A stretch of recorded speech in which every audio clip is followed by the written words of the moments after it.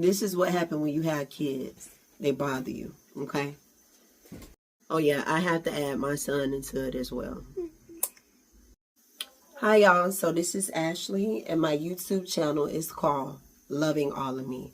Make sure you guys like and subscribe to this video. So this is my life at 40 years old. I'll tell y'all some of the things that I'm currently working on. I work for the state attorney's office. I am currently in school. I'm going back to school so I can get my bachelor's. I was a senior in college, so it's only right that I go back and finish school. If I was in any other grade, if I was a junior, I wouldn't have went back.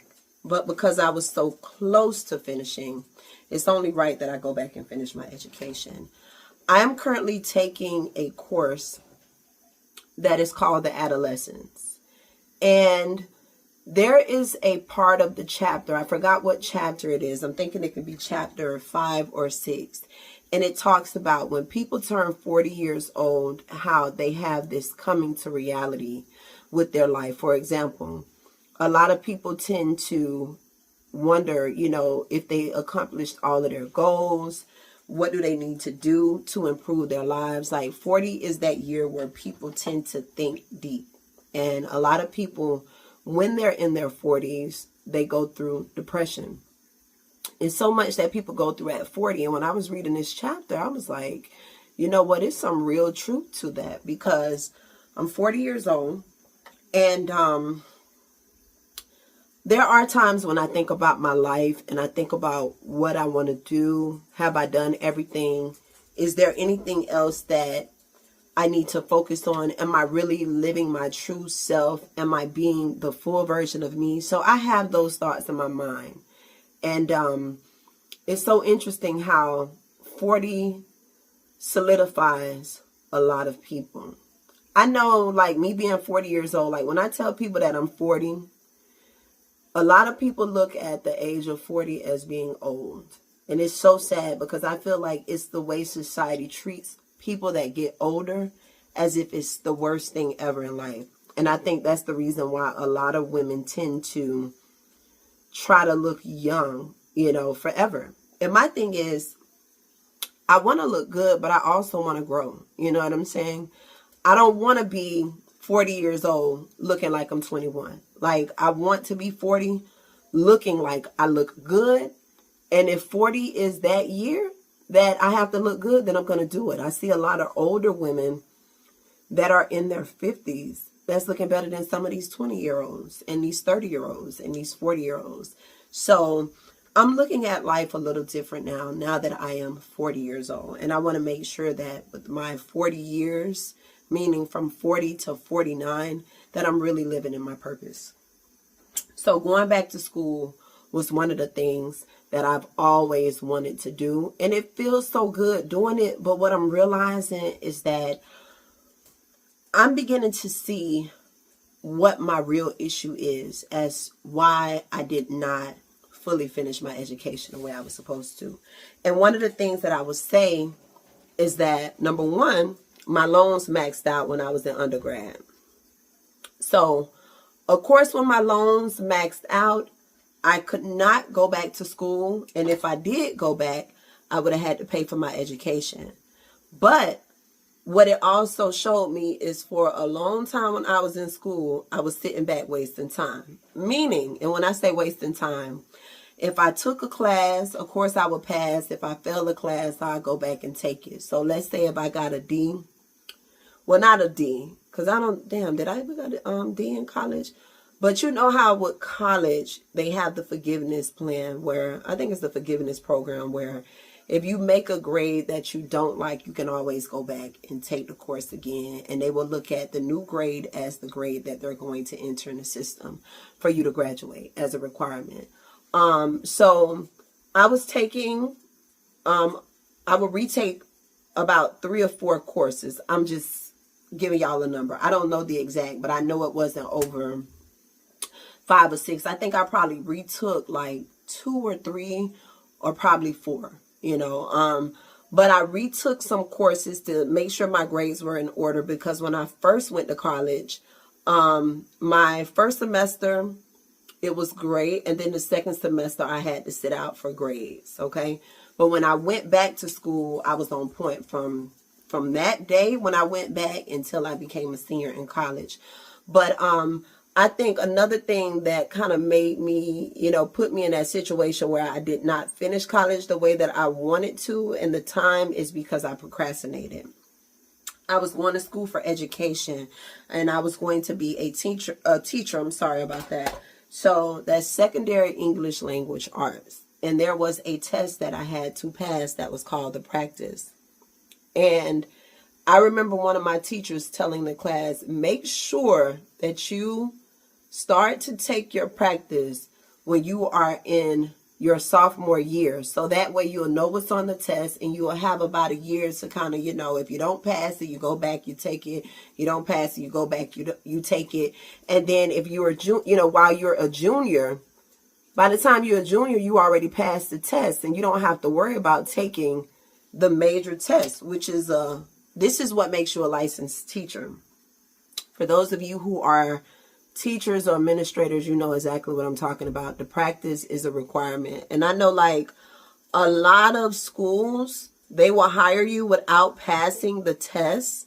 They'll give you 2 years to pass the test. But the school that I went to, it was a guarantee that you had to pass the test in order to graduate.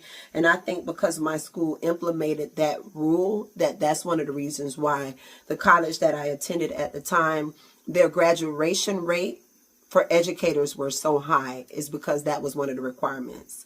So I'm back in school, and it is definitely a challenge. I go to school online, and I was very skeptical about going to school online because I love to be in a classroom. I love to ask questions. I love to raise my hand.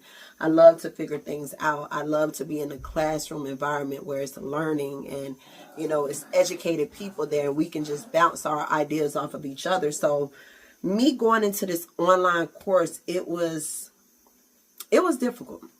And it's just a challenge because first and foremost, I'm not in a class. And most of the things that we do is discussions, where we'll discuss a certain thing.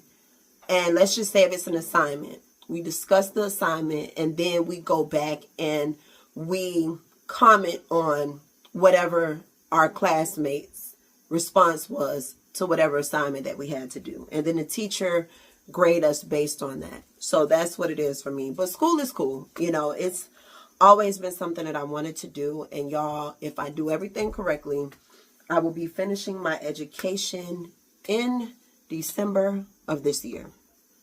So y'all wish me luck with that.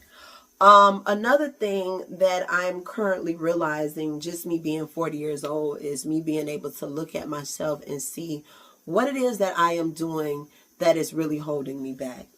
Am I participating in activities that can destroy my life? Am I surrounding myself around good friendships? What am I doing that can either prepare me for success or drag my life? And one of the things that I realized is that a couple of things I realized is that I need to focus on what I really love. And some of the things I really love to do is make videos. I love to look at different news stories. That's just me. And I think one of the reasons that I am like that is because when I was growing up, I wanted to be an actress. And that was just my thing. So I think that's why I'm so into like being on camera and things of that nature. But I want to make sure, because I don't want to get like, talk about a whole lot of things. But I just want this to be an introduction on some of the things that I will be talking about. But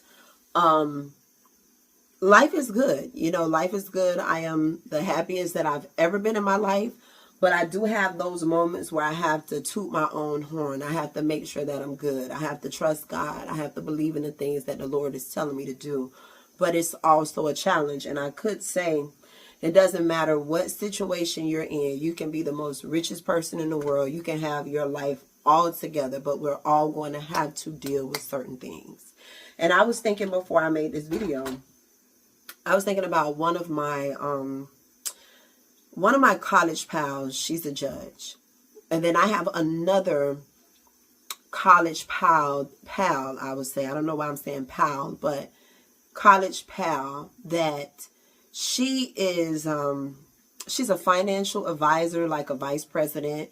And I'm so proud of them because although they are living their best life, they still have different challenges that they share online that can really inspire a lot of women. And I think it's so important that as a woman, I do that and I'm able to touch people that are going through the same thing. There are a lot of women that want to go back to school. There are a lot of women that have kids, and as soon as they get home, they get into full mommy mode. Like, that is real. It's a lot of women and men, as soon as they get home, they sit in their car because that's their form of therapy.